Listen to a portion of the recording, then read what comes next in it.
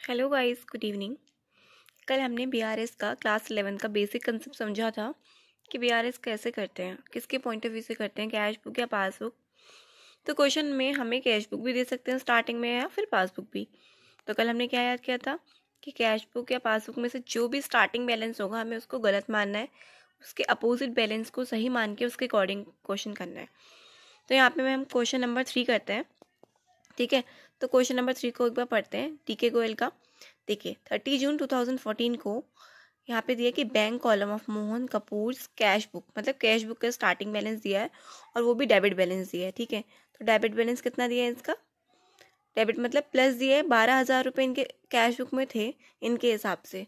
फिर जब इन्होंने चेक किया तो ये स्टेटमेंट में ये चेंजेस हुए थे, तो हमें इनको पढ़ना है, ठीक है। तो पहला पॉइंट क्या है, देखिए चेक पेड इनटू बैंक, ठीक है। इन्होंने बैंक में चेक लगाया 8,000 रुपये का, but out of these only cheque of ₹6,500 were cleared and credited by the bankers up to 30th June. देखो इसको समझो, इन्होंने हुआ क्या, इन्होंने बैंक में 8,000 रुपये के चेक जमा किए, जिसमें से बैंक ने इनके अकाउंट में सिर्फ 6,500 रुपये डाले होंगे, पर ये पूरे 8,000 रुपये अपने अकाउंट में ऐड कर चुके होंगे। पर बैंक में हमारे सिर्फ कितने आए, 6,500। और हमें बैंक को ही सही मानना है, हमने कितना एक्स्ट्रा जोड़ रखा है, हमने एक्स्ट्रा जोड़ा है इसमें 1,500 रुपये। डिफरेंस निकालना पड़ेगा हमें, हमने 1,500 रुपये एक्स्ट्रा ऐड कर रखा है, वही हम वापस से क्या करेंगे, इसमें लेस करेंगे, ठीक है। तो हमें वही कैश फ्लो वाला, कैश फ्लो बोल रही मैं, हमें अपना स्टेटमेंट बनाना है बीआरएस का, ठीक है। बीआरएस में वही हमें सेम प्लस और एक माइनस कॉलम और एक पर्टिकुलर का कॉलम, ठीक है। तो इस कंडीशन में सबसे पहले हमें देखना है बैलेंस गिवन है किसका, बैलेंस गिवन है कैश बुक का, और वो भी डेबिट बैलेंस। तो हम लिख लेंगे debit balance as per cash book, given है कितना 12,000, ठीक है। तो यहाँ हमने लिख लिया 12,000। उसके बाद अगला पॉइंट, 8,000 रुपये का चेक था जो हमने बैंक में जमा किया, मतलब 8,000 रुपये के टोटल चेक्स थे, जिसमें से सिर्फ बैंक ने अभी तक कितने हमारे अकाउंट में डाले हैं, 6,500। तो यहाँ चाहो तो आप देखो डिफरेंस ऐसे निकाला, 8,000 रुपये के टोटल चेक थे जो हमने अपनी डायरी में जोड़ लिए थे, जिसमें से बैंक ने हमारे अकाउंट में सिर्फ 6,500 रुपीज़ जोड़े हैं, मतलब हमारे अकाउंट में 6,500 ट्रांसफ़र किए हैं। तो कितने हमारे अकाउंट में नहीं है अभी भी, 1,500 रुपये अभी तक बैंक ने नहीं डाले हैं, ठीक है। 8,000 रुपये के चेक जमा किए थे बैंक में, बैंक ने सिर्फ अभी तक हमारे अकाउंट में 6,500 के चेक क्लियर किए हैं, तो 1,500 रुपये बैंक ने अभी तक नहीं डाले हैं। बैंक को सही मानना है, बैंक ने 1,500 ऐड नहीं किया, तो हमें भी 1,500 इसमें से लेस करने पड़ेंगे। तो लेस करेंगे हम चेक क्या हुआ, check deposited but not yet cleared. आप ये लाइन लिख सकते हो कि चेक डिपॉजिट हो गया है बट नॉट येट क्लियर्ड, अभी तक क्लियर नहीं हुए। कितने रुपए के, 1,500 रुपये के। तो 1,500 रुपये बैंक ने माइनस, मतलब बैंक ने ऐड नहीं किए, तो हमें भी हटाने पड़ेंगे, ठीक है। अब नेक्स्ट पॉइंट क्या है, चेक थे 9,200 रुपये के issued, but out of these only cheque of ₹7,000 were presented for payment. आपने किसी को 9,200 रुपये के चेक दिए थे, पर उस इंसान ने अभी तक आपके अकाउंट से सिर्फ 7,000 रुपये निकाले हैं, तो बैंक में अभी भी कितने एक्स्ट्रा हैं, 2,200 रुपये, वही हमें यहाँ पे ऐड करने पड़ेंगे। ऐड करेंगे इसको, बैंक के पॉइंट ऑफ व्यू से चलना है। बैंक ने जो प्लस कर रखा है उसको जोड़ लो, बैंक ने जो माइनस किया उसको माइनस करो। तो बैंक ने सिर्फ आपके अकाउंट से कितने रुपए निकाल रखे हैं अभी तक, देखो बैंक में कितने थे, 9,200 रुपये हमने अपने बैंक से किसी को चेक दिए थे, जबकि उसने हमारे अकाउंट से सिर्फ 7,000 रुपये निकाले हैं। अभी भी 2,200 रुपये हमारे अकाउंट में होंगे ना, तो बैंक ने माइनस नहीं कर रखे, तो आप भी वापस से एड बैक करोगे कि ये अभी तक क्लियर, मतलब अभी तक उस इंसान ने विड्रॉ नहीं किए। तो यहाँ लिखेंगे हम चेक इशूड, कि हमने इशू तो कर दिए थे but not yet presented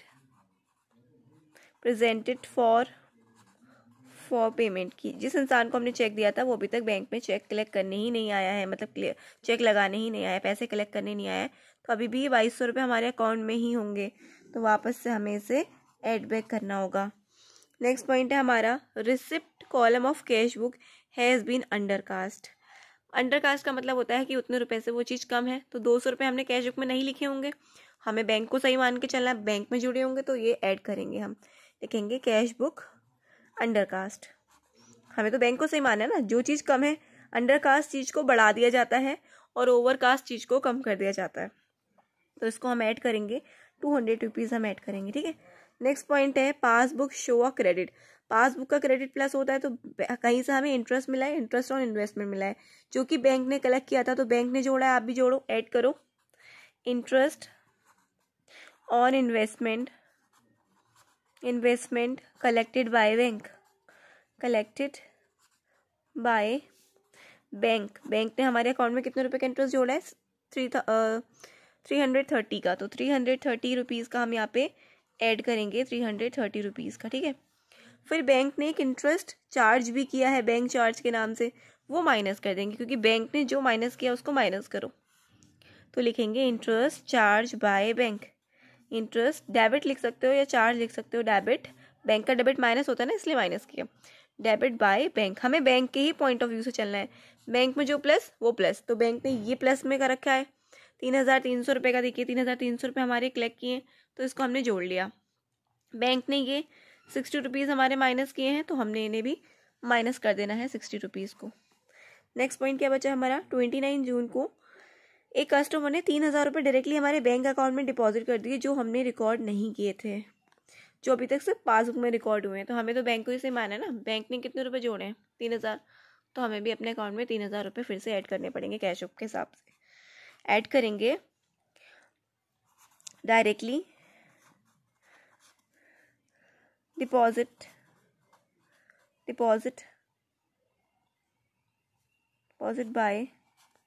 by customer, directly deposit by customer, ठीक है। यहाँ पे लिख सकते हैं अमाउंट, एक वर्ड और यूज़ कर सकते हैं, amount directly deposited by customer in bank.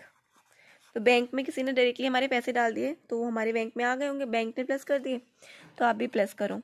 अब क्या करना है, दोनों साइड्स को हमें ऐड बैक करना है, जो चीज़ ज़्यादा होगी उसको लिखना है दोनों साइड, मतलब दोनों साइड ज़्यादा नहीं, अपना अपना ऐड करना है।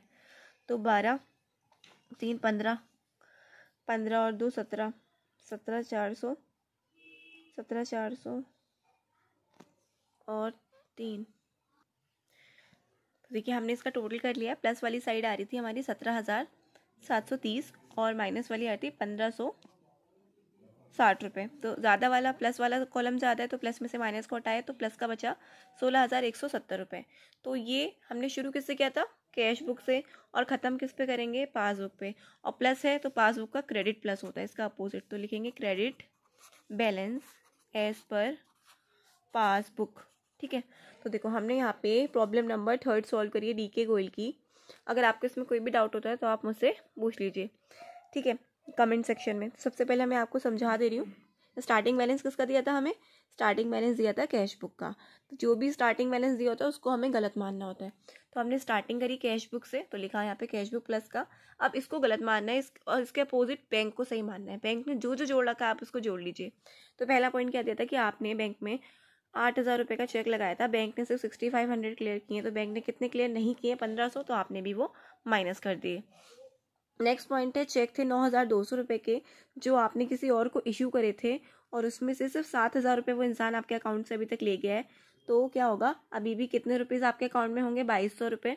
तो वो हमने फिर से क्या कर लिए, बैंक ने नहीं दिए तो बैंक ने अभी तक जोड़ के रखे, आप भी जोड़ लो। नेक्स्ट पॉइंट है receipt column of cash book undercast. Cash book में 200 रुपये रह गए थे जोड़ना, तो हमने वो जोड़ लिए क्योंकि बैंक में वो एक्स्ट्रा हो रहे होंगे 200 रुपये कहीं ना कहीं, तो हमें बैंक को ही सही मानना है। नेक्स्ट पॉइंट है पासबुक में क्रेडिट, मतलब बैंक में हमारे 330 रुपये का इंटरेस्ट आया तो हमने 330 का बैंक के हिसाब से जोड़ लिया। फिर बैंक ने 60 रुपीज़ डेबिट किए हैं तो बैंक के डेबिट मतलब बैंक ने माइनस किए होंगे तो माइनस कर दिया। फिर नेक्स्ट पॉइंट है एक कस्टमर ने डायरेक्टली 3,000 रुपये डिपॉजिट कर दिए थे बैंक में 3,000 आए हैं तो बैंक में प्लस कर लिया। तो ठीक है, हमने प्लस प्लस प्लस सब जोड़ के प्लस का 17,330 माइनस किया 1,560, तो बचा हमारे पास 16,170 रुपये। और शुरुआत करी थी कैश बुक से, ख़त्म किस पे करते हैं, पासबुक पे। पासबुक का प्लस अगर बचेगा ज़्यादा तो क्रेडिट, पासबुक का क्रेडिट प्लस होता तो यहाँ इसका मतलब प्लस है। अगर यहाँ माइनस का बचा होता ज़्यादा तो यहाँ पे हम लिखते हैं debit balance as per passbook, या फिर हम ओवरड्राफ्ट भी लिख सकते थे। तो बच्चों ये थोड़ा अपने आप में अच्छा खासा क्वेश्चन था, इससे भी टफ है अभी तो आगे, जिसमें एक साथ 3-4 चेक हैं, तो ये ठीक है समझने के लिए, पहले आपको ये समझ में आना चाहिए। तो आज के लिए इतना ही, और अगर आपको कोई भी डाउट हो तो प्लीज़ आप मुझसे पूछिएगा। Okay, bye bye and thank you so much. Please, और आप लोग अगर वीडियो देखते हैं तो प्लीज़ कमेंट सेक्शन में अपना मतलब अपना रिव्यूज़ भी प्लीज़ लिख लिया कीजिए कि इसमें क्या कमी है या समझ में नहीं आ रहा है, जो भी आपको जैसा भी लगे, तो उससे एक थोड़ा सा मोटिवेशन मिलता है वीडियो बनाने में। Thank you.